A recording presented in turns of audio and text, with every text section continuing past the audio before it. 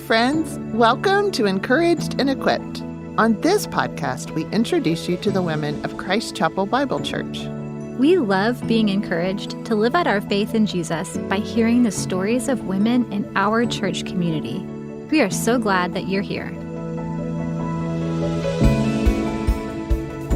I think I could listen to Krupa Patel all day long. Since I first heard her story, moments of it have played in my mind. From God's care for her before she knew Him, to the gospel changing her heart, to her passion for speaking up about Jesus. You're not going to want to miss this episode. Here's Camille's conversation with Krupa.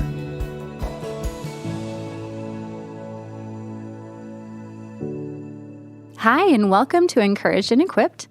I'm Camille, and today I've got my friend Krupa with me. And we're sharing Krupa's story today, and I'm so excited about it. And you might remember Krupa from our Christmas Advent episode. And today she is here to talk about her life and what the Lord has done. I'm so excited about it. Me too. Before we start, though, I have a question. What is a small thing that's brought you joy recently? The weather has been fantastic, and I was just telling you a second ago about our Sunday activities. Oh, yes. But usually after church on Sunday, one of the gals in our friend group will have all of us over, and she has like a park right outside of her house, and so we just spend so many hours on Sundays these days, playing outside, which is like kind of fun being 25 and getting to say we're like playing outside on Sundays. That. So it's been a lot of fun to get good time outside with friends. Mm-hmm. Yep. Yeah. And I'm guessing dogs.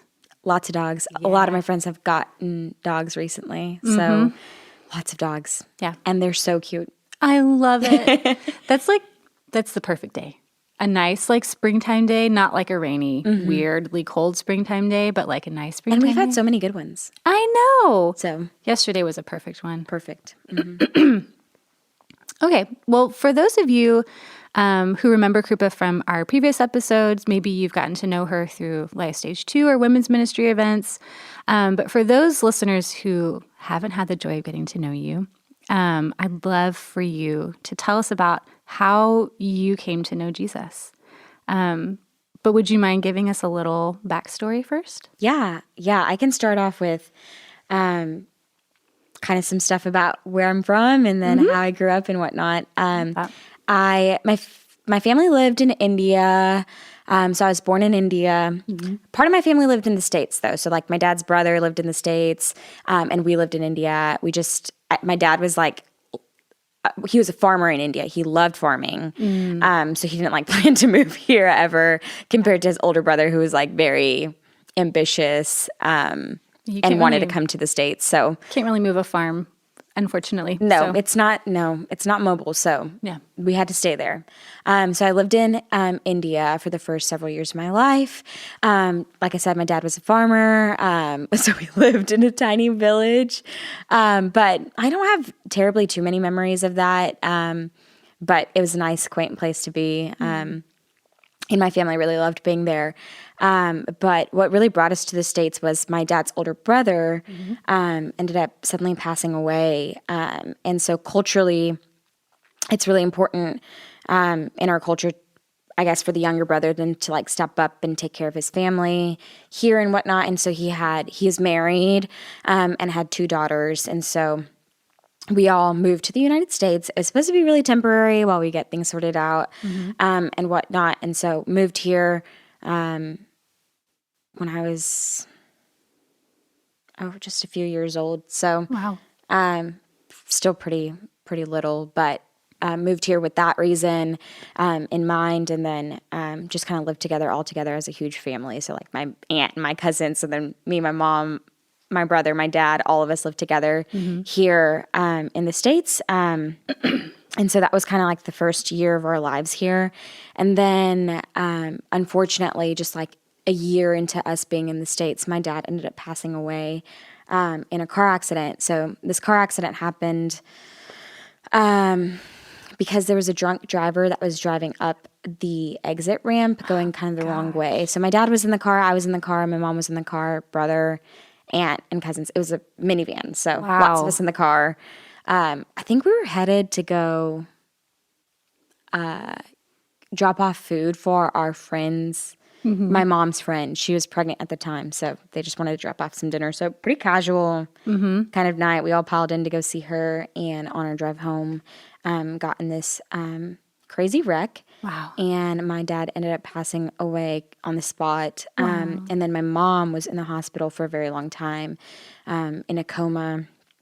And she woke up and was paralyzed fully in her right arm, but then like partially just on her right side. So, yeah, that was a huge marker for a lot of my early years of life, is moving here, and then, this crazy thing happening. And so, after that, like I said, we never intended to stay here. I don't think that was my dad's plan. If it was up to him, we'd probably live in India. Yeah. But then that happened, and my mom got out of the hospital, and my mom and my aunt just kind of tag teamed it and decided to stay together, and raise us all in the same home and stay here and whatnot. India's also interesting. I mean, it's progressed a lot, but like, I just don't know that they would have made it as like two single women in India. Yeah. Taking care of kids. There's not even like lots of work opportunity for women there. Right. So it felt like the best decision was to stay here. And my mom had already decided at that point that she really didn't intend to remarry at any point in her life. And so. And this is your mom and your dad's brother's wife. Yes. Yeah. They're not biologically sisters, right. related. They're not sisters. Yeah. Yeah. Which I think is like the best kind of story, that they've like become such good friends too. Yeah. I mean, I was just talking to them a couple weeks ago, and I was just like, would you say that you two are like friends, or are you just like relatives? Like, what's the deal, you know? and they look to each other and they're like, well, we do everything together. We're like best friends. And I was like, that's so sweet. That is the sweetest. And after like years of goodness, raising kids together. Yeah. And that's saying a lot. And they've like been through very similar things. Maybe not from the same circumstance, you know? Yeah. But my aunt was in the car accident too. And like, went through all of that season with us too. And so she didn't have as many injuries coming out of it, but, still was there for that time and experienced a lot of things that my mom's experienced. And then also just like raising kids here without husbands. And it's like crazy because it's like we moved here, and like they don't know the language. Right. All the different barriers kind of here, and they have very similar experiences in that way too, where it's like, it's not like one of them had been here their whole life and like the other hadn't or anything like that. It's like they just kind of followed their husbands over here, and wow. And then they were here in a country that they are not super familiar with, and raising kids kind of on their own, and so I think it's awesome that they decided to stick it out together, and they're still living together. So wow, that's incredible. So you were not going to stay here in the States. Yep. After the accident, was it pretty clear that like y'all were going to be there for the long haul? Yeah. I mean, I don't know that there was like a huge decision that was made in it. It kind of felt like life just started happening after that, right? Like we just were living together, so then we stayed living together. So I don't know that there was ever an active decision made in how we were going to handle the next steps. Yeah. It's kind of taking it day by day. But at the time, we had lots of family fly in from different places to help take care of us when my mom was in the hospital. So we had tons of people around for like maybe the first few months after the car accident had happened. And then, of course, as time went on and my mom got out of the hospital and started doing some like physical therapy and all the different things, people had gone back to, where they're at and stuff. And so life settled in, and it looked really different for us. Just really, really different. And even in the smallest of things, that the day that my mom came home from the hospital was a crazy day. I feel like I remember it clear as day. But she had the longest hair before the car accident. Yeah. Very long, beautiful hair. Yeah. And they had to cut it because she was in a coma for like so long. And they can't wash it and maintain it for her. So they cut her hair, and like her face looked really different. And of course, like just being in the hospital for so long, you look different. And they like brought her in on a wheelchair. And my brother and I were just playing around. We're young, of course. And we see her and we're like, it was a joke. We're like, no, that's your mom. No, that's your mom, you know? And we like definitely didn't think that was either of our moms. We were just like making fun of this Right. lady. Oh gosh. I know, horrible, right? But y'all were little. We were y'all so little. Really Yes. little. Yeah, little. Like you're not even 5 at, maybe you were 5 at this five, point? yeah. Okay, yeah. But still little. Yeah, I And I had know. no idea that was my mom. Yeah. Right? Yes. I mean, that's how different it was. Yeah. Yeah. So Totally night and day. yeah. So it's super different. My mom thinks it's funny now, so it's good. Now she can laugh about it. Recovered from that. Lo, these many years later. But yeah, life looked really different after that. We really struggled in so many senses. Financially, it was really difficult with our moms just being just the two of them. And again, we'd like moved here with like not lots of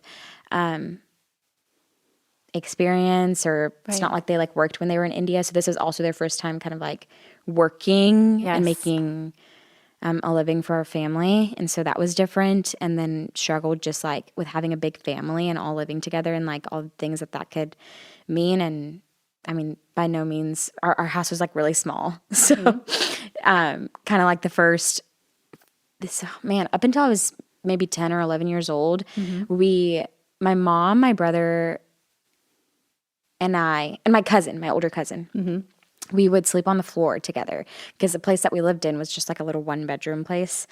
So we'd sleep on the floor in the living room together till I was like 10, 11 years old. Yeah. And the way we'd do that was we'd have these like, I don't know, stowaway mattresses that we had. During the day, we'd put them up, but come the evening, we'd bring them out, put all the bedding on it, and go to sleep for the night, shove them all away.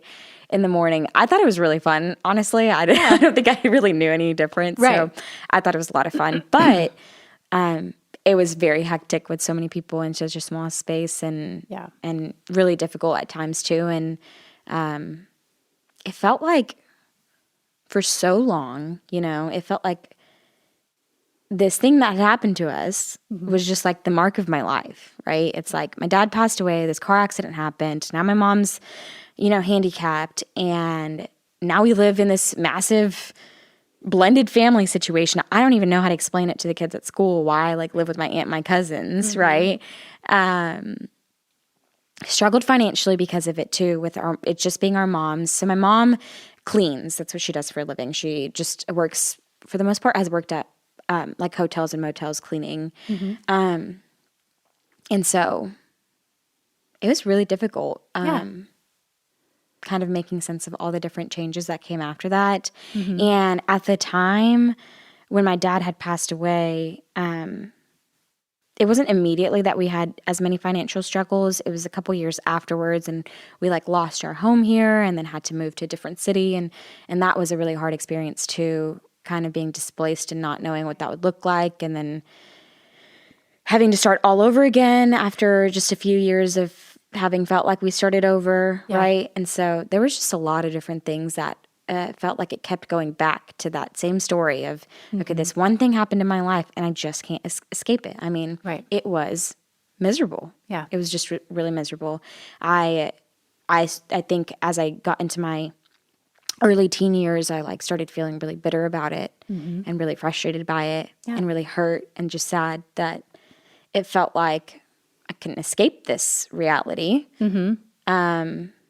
And that it just felt like for the rest of my life, this is what will have altered it. And so I think like I said, into my early teenage years, I started like trying to think of ways to like escape it, right? Of like, how do I just get out of this situation, or how do I make this not the story of my life anymore? Right.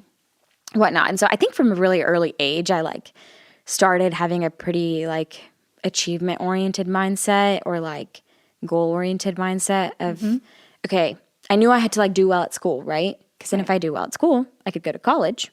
And if I go to college, then maybe I could get a job and kind of get out of this, at least the financial situation. Right. The other thing was like, okay, if I go to school and I go to college, then I can get away from my family for a little bit of time, right? There was a way out, it seemed like, after the age of 18. I just had to do all the right things to get there. Yep. And if I did that, then I'm good. And then this doesn't have to be what like marks my life anymore. Yeah. I can finally escape. And I think there's like something about, I don't know, I feel like there's a lot of stories. You know, like when you like listen to motivational speakers and they like come from a really hard background. Yes. And then they work so hard and then they change their life or Yeah. and everybody's like so impressed. Like, how did you do so much with your life coming from like a hard place, right? And we're so impressed by it. And I remember thinking like, okay, great. Like if I just do that, right? If I'm like, if I just turn this bad situation into something crazy good, then I'd be fine, right? Then this isn't, again, have to mark the rest of my life. But I feel like the pressure of like making your life better or accomplished or meaningful or all of those other things. Right. It's a pretty hard goal to set for yourself, you know? Especially as a young person. Yeah. And especially as somebody who's never seen somebody do that with such like success. Do you know what I mean? Right. Like, oh, yeah. You could watch your mom work hard for years and years and years and years. But if you set that unrealistic goal of like, if she does this for 10 years, then she'll be a million, like, that's just not going to be successful. Right. And so the pressure of a teenager with little resources at this point to try and do that like all at once by the time you're 18 is just feels crippling almost. That's a lot of anxiety to. Yeah. And then the added pressure of like, with our family, which now is a joy to think about. It's funny to see how the Lord kind of changes these things. But when I was younger, the pressure of like our moms and our family dynamic being the way that it was, that, okay, even when I am 18 or like I do go to college and I do do something with my life, then I have this whole family to like take care of afterwards, right? It's like that responsibility gets passed on because, yeah, you're right. It's not like my mom can just like work hard enough and make it in life. That's like not the story that's going to be for her. Right. Or any of us, really. Really, yeah. Yeah. Exactly. That's kind of the point is that, yeah, it's not attainable. Right. And so. But I hate that like as a young person who has like so much opportunity in life to just like explore and find out who you are, like that was the one thing that you were like, this one moment, like you said, it marked you. Yeah. Like it almost defined who you were for a good amount of time. Yeah. Did you ever go ahead. And it just like led into like so many decisions that I made later on in life too, that I would just keep going back and being like, how did I get here? How did this happen? Oh yeah, right. This one thing that led to this situation that's now led to this situation. And so you just could never escape it. Yeah. Yeah.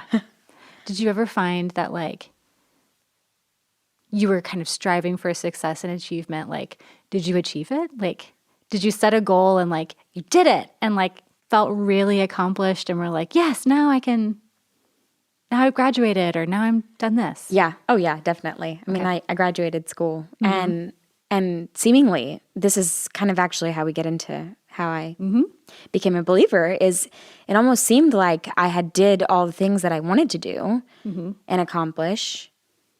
And I felt really empty and it just didn't lead to the freedom that I thought it would. And it didn't change my story like I thought it would. And it didn't free me from all the things that I was walking in like I thought it would. And so, actually exactly that, which, like I said, early teens had this idea that if I just accomplish all these things, then I'd be fine. So I get into high school. And in high school, similar story, I did all the things kind of right. I did well in school. I was involved, worked hard, managed kind of having the part-time job, helping out at home and doing the school thing. And it was fine. It was going fine. But I had this weird battle. I mean, I think this is like still very true for me. I had this like really hard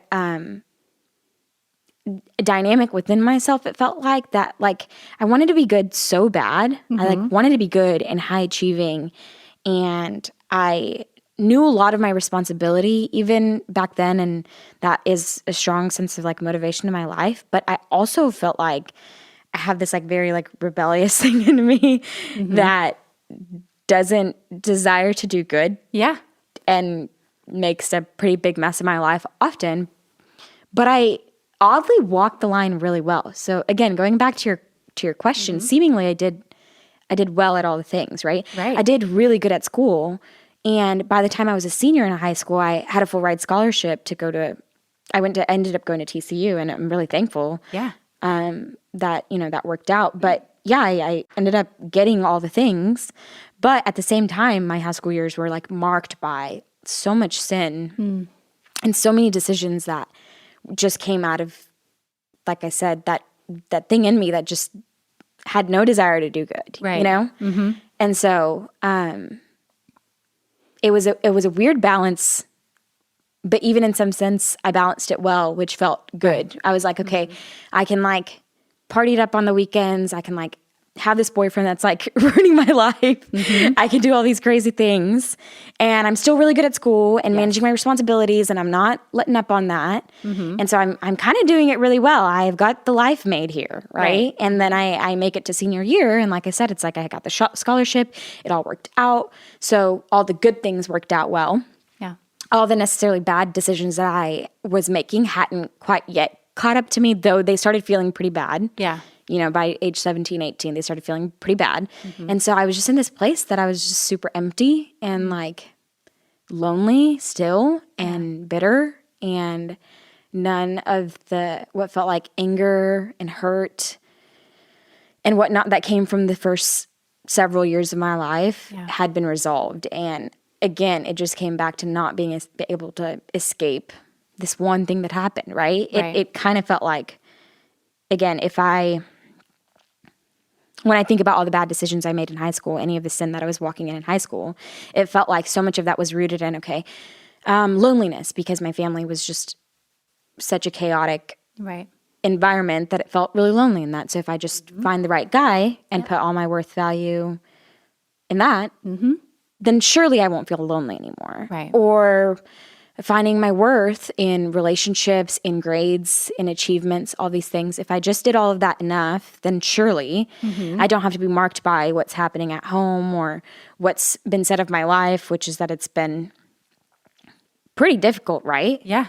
And so I just, again, it goes back to the same story of wanting to escape the story that I had and not being able to find a way. And I made it to 17, 18 years old, thought I had done everything now and actually accomplished all those things that I thought would help me feel free. And they didn't. I just ended up with so much anger and bitterness and sadness and hopelessness even in some ways, because it felt like I did the best ideas I had for this. I did, and it didn't work out for me. Yeah. And I didn't really understand where that feeling came from. But crazy story. The kind of random thing that had happened was there was a guy that I went to middle school with. He posted on his Facebook. It was like it was a couple pictures from his mission trip that he had just gone on, and this lengthy caption. Like you know how it is. Post, yeah. You know how it is in the The Christian world. mountaintop experience. Oh my goodness. I'll never be the same after. And maybe he wasn't. I should not be disparaging of that. I mean, I get it now. Yes. I get it now. It's so funny. And it's like we also get it in the sense of like we know all of like in the Christian world this is so normal. So even that. But at that point, this was I think my first interaction with something like that. Yes. Yeah. So I like read through his post and I was like, okay, well, it seems like he's kind of happy about this thing that he did and feels good about life. And I think I had this like notion that Christians in general were like pretty happy. Yeah. You know? Yeah. And I was not.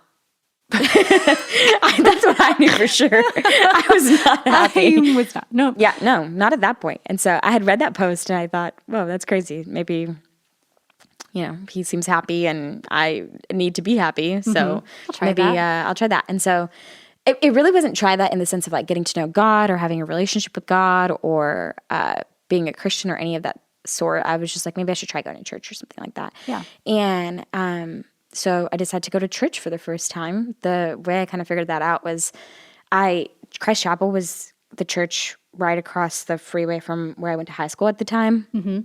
So I'd seen it a lot. You can't miss it. It's huge. It's huge. Yeah. Big. Yeah. So I knew that it existed. Well lit. Yeah. And I looked it up. And I saw that they had a 5 p.m. service, and I was like, okay, well, that seems like I was not going to go to the morning service. No. 5 p.m., like, people might not, like, notice you slip in. Right. You could, like, brush up against the people who might be happy, and maybe some of it will rub off on you. Oh, yeah, exactly. Yeah. So looked it up, saw that they had a 5 p.m. service, decided to go. So this was my first time going to church ever By yourself, by myself. without like being invited at all? No. Okay. Yeah. This is incredible. I love this story so Yeah. much. So just walked in and sat through the sermon. And I'll tell you what, I honestly don't remember what the sermon was about.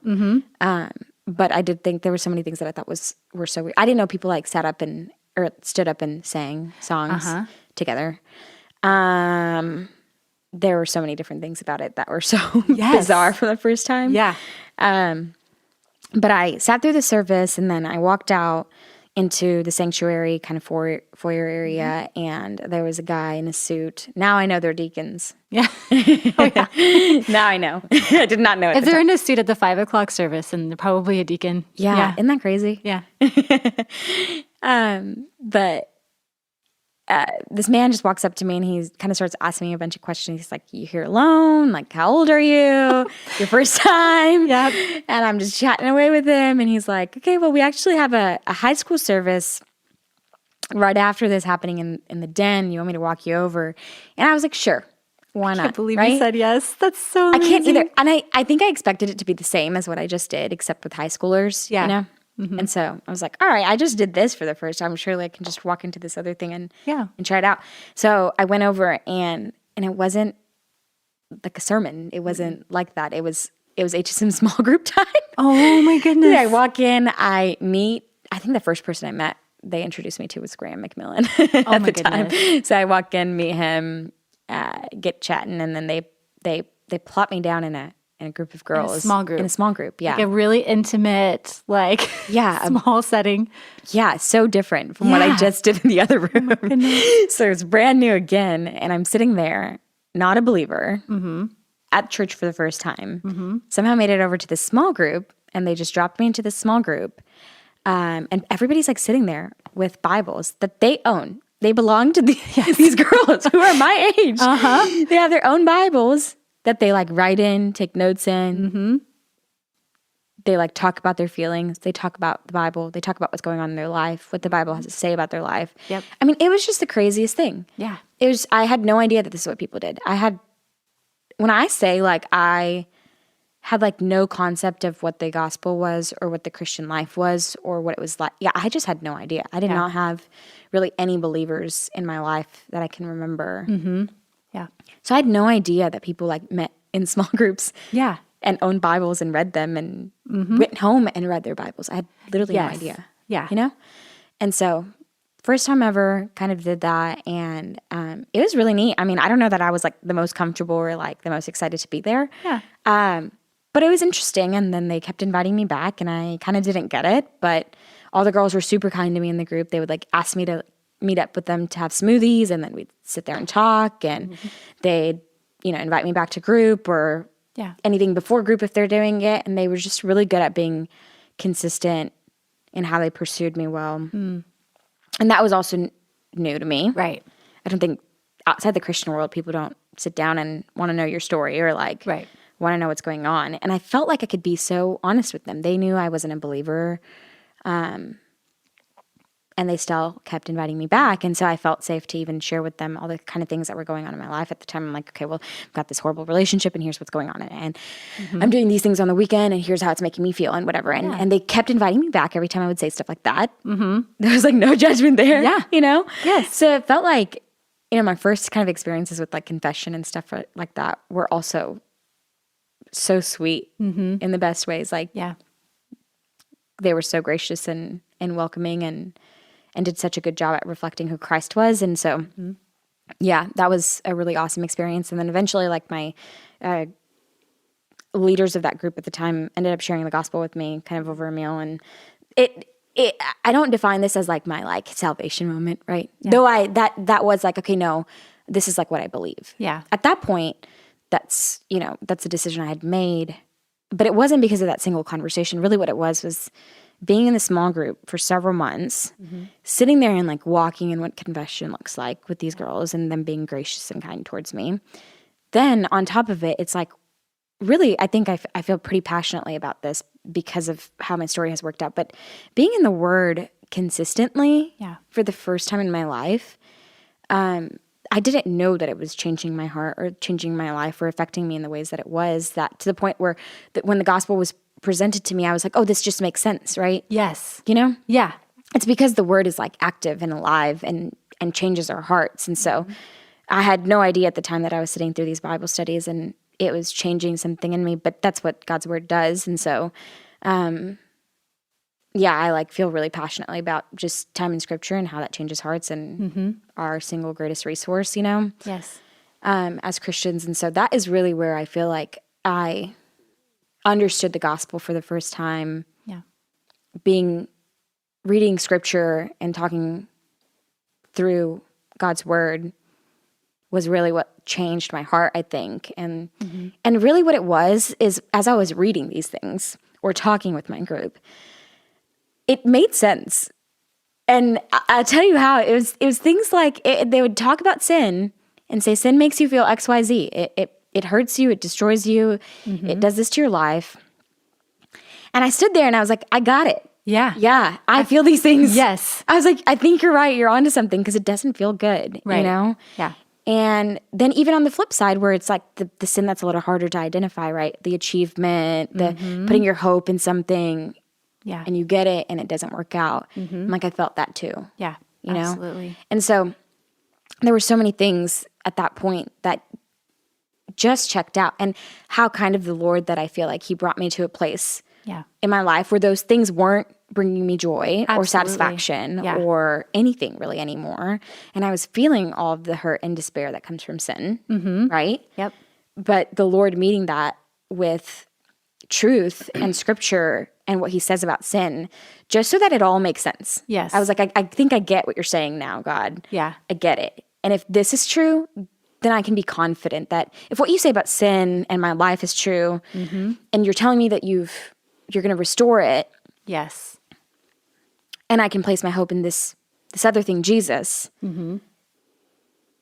I think I could trust that, right? I'm like, he's on to something here. I think I can trust that. And so that kind of was where I landed with, or how I landed here, essentially, as a believer now, was understanding that I think all of it just checked out. It just made sense. And so I could trust God.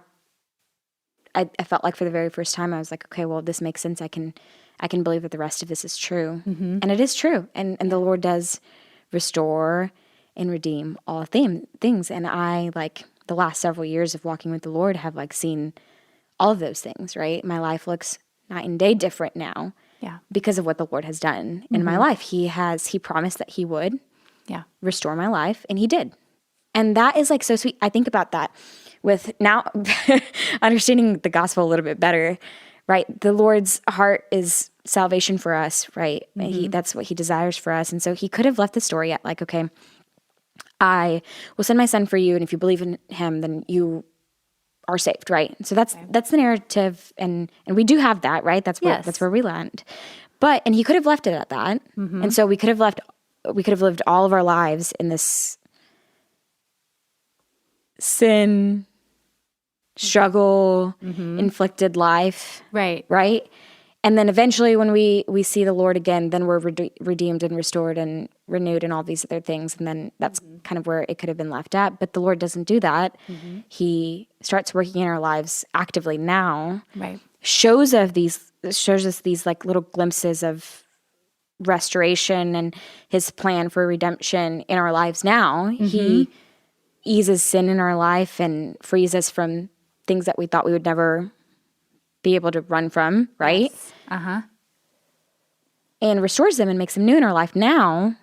And it may not all work out perfectly right now, right? I'm still struggling with so many things in my life. But just the fact that the Lord's plan is so sweet and like so gracious and so kind of him to work in our lives now, when salvation would have been just as sweet if we got there and experienced it. It doesn't take away from that. Right.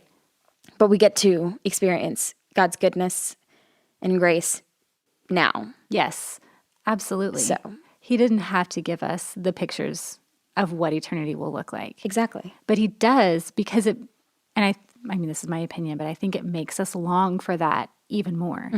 And we get his presence now. Like, the idea that eternity with him is good and perfect and pleasing to us is because he's there with us in fullness. Like we'll be in the fullness of his glory. Yep. And here we get little pictures of that so that when we have it eventually, our souls they'll be satisfied because we already have a taste for it. And life before being in the Word and knowing him, like, is just devoid completely of that taste. Like we don't even know. It's like never tasting sugar. Yeah. Now, I'm not like here to advocate for like eat a bunch of sugar. That's not going to be great for us. But if you never taste sugar, you don't know to crave it. Yep. But when you do, then you're like, I want that. Like I want that. It's a sweet and pleasing taste to me. Now I really want some candy. Yeah. And I think that's like the best part. The Lord thinks of all these things and has plans for all these things, a plan that is perfect, right? Things that I wouldn't even think of. Yes. That were needed. And it's the ways that he works in this way, right? That make it so that all the years of hoping that I could escape from the story that I had, that marked so much of my life, I could finally escape. And not because it didn't happen or I can now run away from the narrative or anything like that, but that isn't what marks my life anymore. What marks my life is my relationship with God. At the point that I became a believer, that became my new story. And that's the story I get to share with everybody now, is how the Lord took this really sad thing that happened in my life and all of the years and decisions and choices and struggles that came with that, how he redeemed and restored that now is my story. And I feel free. yeah. You know? So I think that's it. I longed for so long for my life to look different and my story to mean something, and like I said, find purpose and freedom and all these things. And the Lord has provided all those things, freedom from my story and knowing that doesn't define who I am, because now my identity in Christ is what defines who I am. Yeah. Purpose, now giving me a new mission in mind, which is sharing the gospel. I can't imagine a greater purpose, you know? And it's like, back then I was chasing all these things, jobs and hopes for freedom in a different sense. But now that I have this, obviously we know that it's better. So it's awesome how God works in those ways. And I've heard you say before, like when you look back at your life and knowing that you were like in a city where like it was very normal for people to go to church and have that experience and to know the gospel and to be reading the word at home. Looking back on that and knowing that those people were around you and didn't tell you. Didn't tell me. Yeah. I mean, that is, it was actually like a year after I became a believer that I had that thought, I think for the first time. I was still a very baby believer at the time. And I was sitting there and I was like, I could not believe. I came to know the Lord at 18 years old. And not that I was super old. I know that's young. Yeah. You know? But there were many years lived before then, before 18, right? And so it just kind of, it brought me to a spot where I was just like, like there's so many people around me. Maybe I didn't know them super well, but even like at the grocery store or like walking around and stuff, that they knew the gospel. Yeah. Or people close to me that knew the gospel, that said they loved me, right? Right. And they knew the gospel.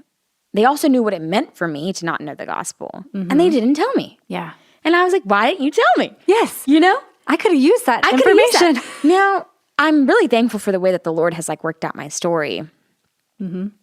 Because I like see the Lord's pursuit of my life in my story a lot. I did not want to know him. I had no interest in knowing him or being a Christian or walking with Jesus, or I didn't desire any of those things, but the Lord pursued me.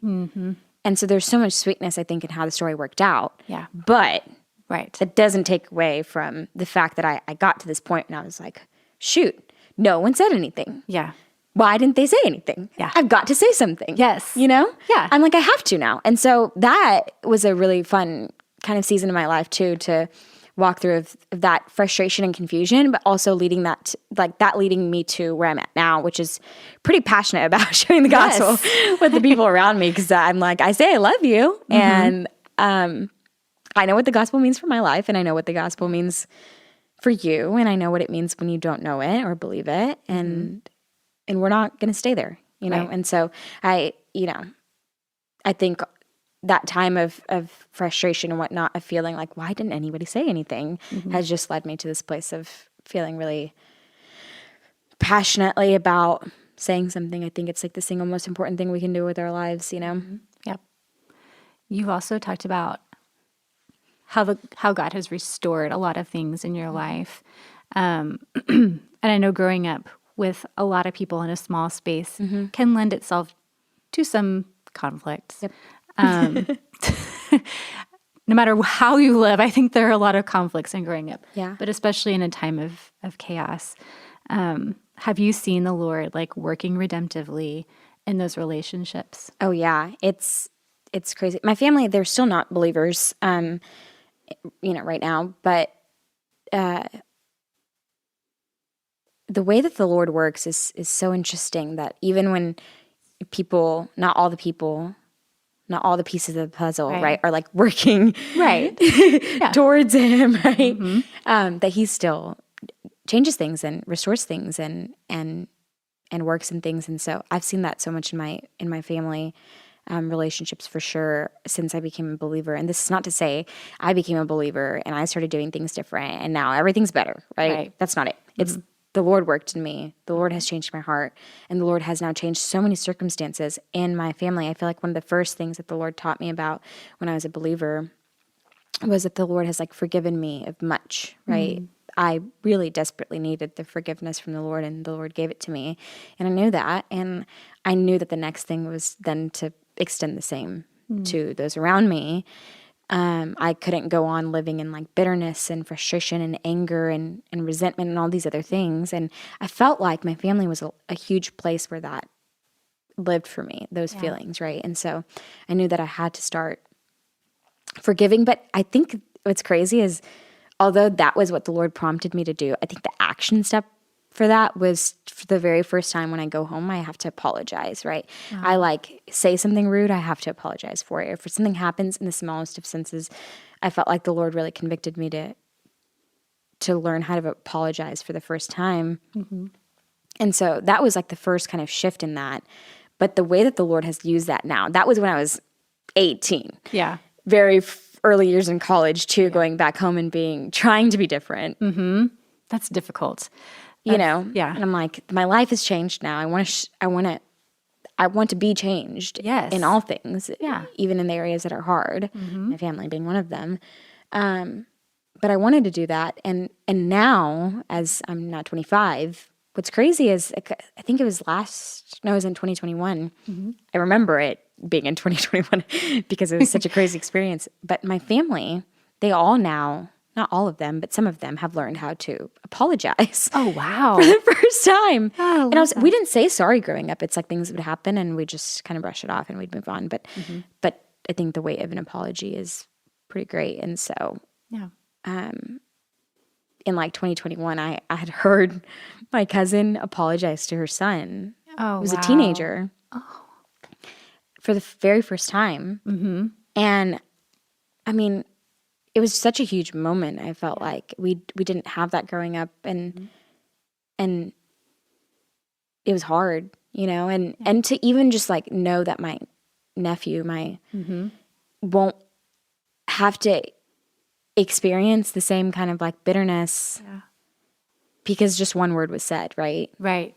And that's all it really takes, right? Yeah. But even that being something that the Lord is like working in, while my family, they're not believers, he's still working in their lives and working in our relationships, and the way that the Lord has restored my relationship to my family so that I don't have to live with all this bitterness and anger and frustration and distance from them. Right. I don't have to function out of this means of protection. I don't need that anymore. The Lord protects me and takes care of me and gives me all that I need. I can be with them, love them, serve them freely because the Lord gives me all that I need to do those things. Yeah. And so he's done amazing things in my family, for sure. Yeah. I mean, that's just like one area, but Yeah. huge. And I think the craziest part is that not everybody is even interested in following God, yet God, again, works in our lives and pursues us and changes our hearts the way that he does, even when we aren't choosing him back. Absolutely. So I think my family especially is an area that I've seen the Lord work so greatly in, and has relieved me a lot too, and freed me up from all of the different emotions and stuff that I felt, that now we can have such sweet relationships, and I'm very close to them and feel free to be close to them too. Yep. Yeah, that's something I think a lot of it, like, no matter what kind of family you come from, like, as you become independent or an adult, you know, going back to your family can always be a little different, and it can be marked by some of the previous hurts as you're growing up or from the past years. But to see the Lord working, so I feel like forgiveness and apologizing is such a dear one to our hearts, because it requires humility. And humility does not. It's hard. Yeah. It's not like you can't muster it up. I know, because I've tried really hard to muster up humility, and it just doesn't work. But to recognize that you are in need of somebody's forgiveness, that's really, really difficult. And then to trust that person enough to say, I know I've done wrong. I know I need your forgiveness. Will you forgive me? And really being that vulnerable with somebody is just, it's difficult. Yeah. So I'm super encouraged to hear that the Lord is at work there. Because I think too, as believers, it's difficult to share the gospel with your family. Yeah, so difficult. Yeah. It feels like almost the hardest area, because they've seen all your bad. Yes. If anyone's seen it, it's your family, right? Yeah. They've seen all the bad. They've seen all the mess. But the best part about that is that when the Lord changes your life, they can also see the most difference in that area. And I'm so thankful that the Lord works the way that he does. And I've seen so much of that in my life too. Even, this was several months ago, but my mom and I were talking, and there was some conflict going on in our family at the time. And I wasn't really a part of it. But I knew that it was going on. And she made a comment of, you know, when you were a kid, I was always worried about you because it was always you in these arguments. It was always you. You always, you know, said too much, or, you know. Yeah. I mean, it was definitely a part of my life. Yeah. And conflict in our family was really hard. And she's like, I'm just glad that that's like not you anymore, and that you're not a part of this. I don't have to worry about you anymore. Oh. And we got to have a really cool conversation about how the Lord has like changed so much in me that like that's not who I am anymore. And the Lord has done so much in my heart in those areas too, of, you know, managing my words and like controlling my temper and all the different things. And so even in the smallest of ways, but in the ways that I think affect our families the most, right? Those kinds of things. Yeah. The Lord has restored so much in those areas, and I'm just so thankful that that's what the Lord's doing. And also that we get to have good conversations when my mom notices those kinds of things, and we get to say, hey, this is what God does. Yeah. This is literally his whole deal. Yeah. Is this, and it's a small thing right now, but he does this at the larger scale. Yeah. It's incredible. That moment that you thought marked your life, they were she was there for it. Yep. If anybody knows, she's the one who would know. Yeah. And then for her to recognize like the stark contrast of like, no, that didn't define me. Like I am defined by something different and new and good. And I hope that, you know, like, especially with my family, I hope that that's like the thing that they see now is they were there for all the years and saw and experienced it too. And I, in so many ways, are still walking in it. I feel like they still feel stuck in kind of the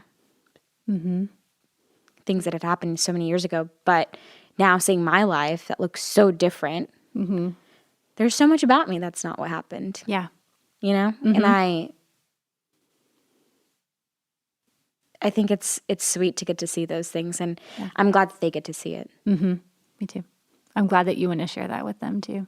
Yeah. There are like 8 million other things I would love for you to talk about. I know that you're really big into your community of believers. I know that you really are passionate about your work and bringing faith into your work. And those are all conversations maybe we'll have on future stories on this podcast with you. But if you listeners have a chance to get to know Krupa, do it. Please don't wait another day without meeting her. If you see her, say hi. Because I just am really grateful that the Lord pursued you so beautifully and you want to tell people about it. Yeah. I'm going to pray and thank the Lord for his work, and just thank you so much, Krupa, for being here. Yeah, thanks for having me. Anytime. Joy. Lord, thank you so much for the good work that you do in us, so that you can do good work through us. I thank you for Krupa. I thank you for her story. I thank you for the way that you've woven your grace throughout her life. I thank you for the way you pursued her so fervently and the way that you love her so deeply.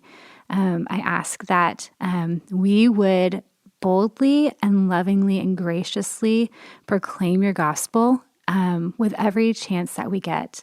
I pray that you would equip us to do that by your word, and that we would hold dearly to it because it is a wellspring of life to us. We ask these things in Jesus' name. Amen. Thanks for listening. For more episodes, be sure to follow Encouraged and Equipped.